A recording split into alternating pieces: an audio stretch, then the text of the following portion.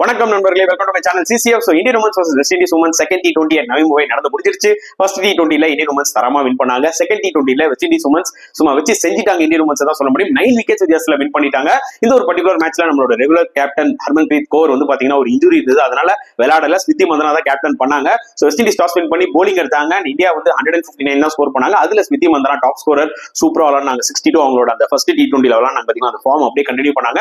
And lower middle order ரிச்சா கோஷ் ஒரு 16 balls 32. மத்தபடி மத்த பேட்ஸ்மேன்ஸ் எல்லாருமே ஸ்ட்ரகிள் ஆனாங்க. அண்ட் வெஸ்ட் இண்டீஸ் போலிங் எடுத்துக்கிட்டீங்கன்னா ஆக்சுவலா டாட் இன் செமையா போட்டாங்க. ஆஃபி ஃபிளெச்சரும் நல்லா போட்டு 2 விக்கெட்ஸ் எடுத்தாங்க.